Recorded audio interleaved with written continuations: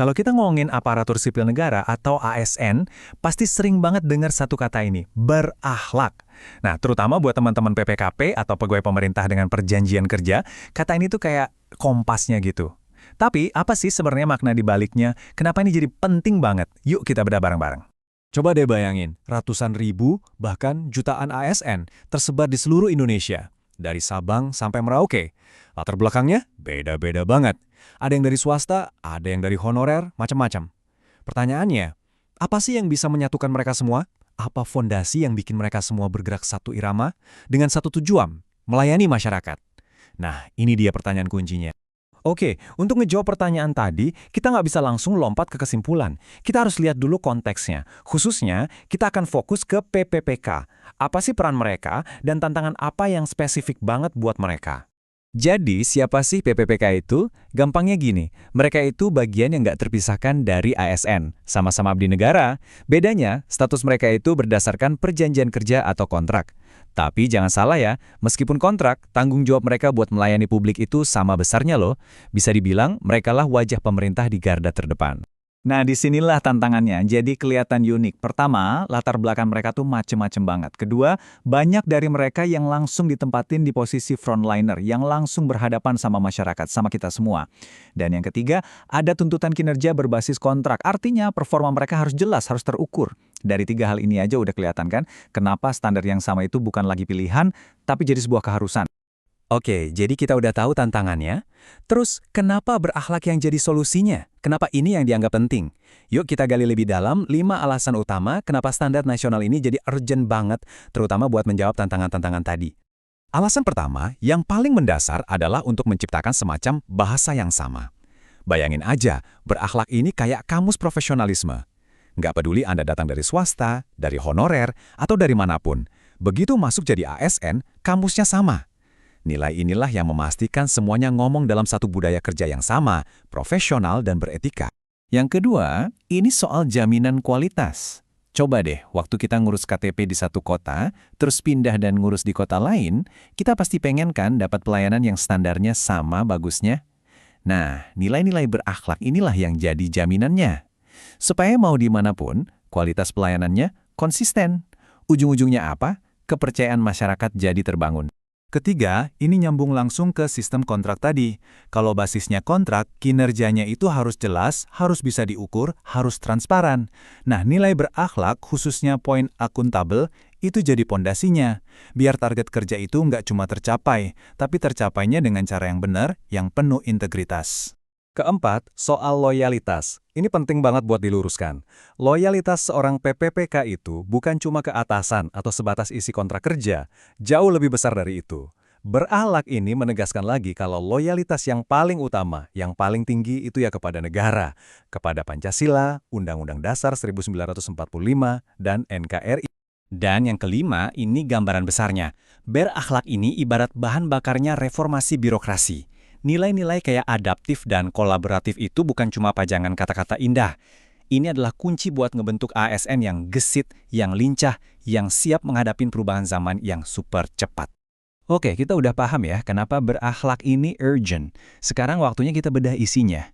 Apa aja sih 7 nilai inti yang ada di dalam akronim berakhlak ini? Yuk kita kupas tuntas satu persatu. Jadi ini dia, berakhlak. Ini adalah sebuah akronim ya, kepanjangannya adalah berorientasi pelayanan, akuntabel, kompeten, harmonis, loyal, adaptif, dan kolaboratif. Keren ya, 7 pilar utama. Sekarang, mari kita lihat lebih dalam makna dari tiap katanya. Nah, sebelum kita lanjut, ada satu hal yang penting banget. Jangan lihat 7 nilai ini cuma sebagai daftar checklist yang harus dicentang ya. Anggap ini sebagai satu paket, satu kesatuan yang utuh. Kerangka kerja buat ngebangun identitas ASN profesional yang benar-benar punya dampak. Oke, kita mulai dari yang pertama. Yang pertama, berorientasi pelayanan. Ini bisa dibilang jantungnya ASN. Intinya tuh simple banget. Mindsetnya bukan cuma datang, kerja, pulang. Tapi benar-benar melayani. Pelayanannya harus gimana?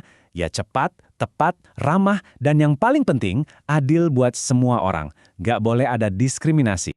Lanjut, yang kedua, akuntabel.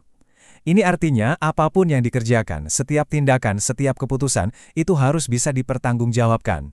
nggak ada yang ditutup-tutupi. Analoginya kayak kasir di toko. Di akhir hari laporannya harus cocok, nggak boleh ada selisih.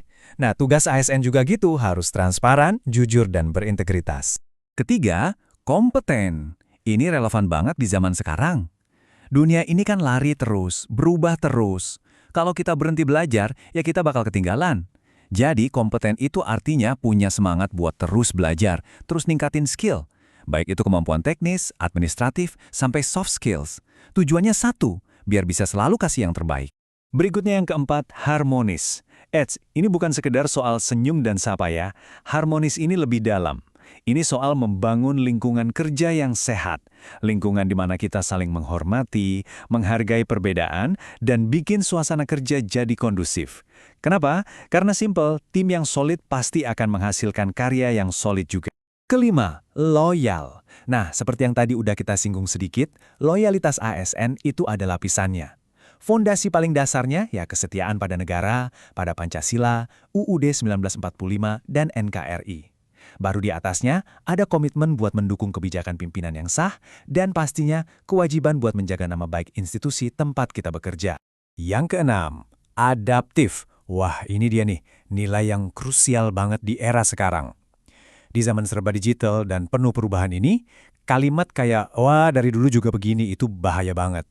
ASN modern itu harus adaptif, harus bisa cepat menyesuaikan diri sama sistem kerja baru, regulasi baru, teknologi baru, dan bukan cuma nunggu perubahan, tapi proaktif, terus-terusan cari cara kerja yang lebih efisien. Dan yang terakhir, yang ketujuh, kolaboratif. Gampangnya, zaman kerja sendiri-sendiri itu udah lewat.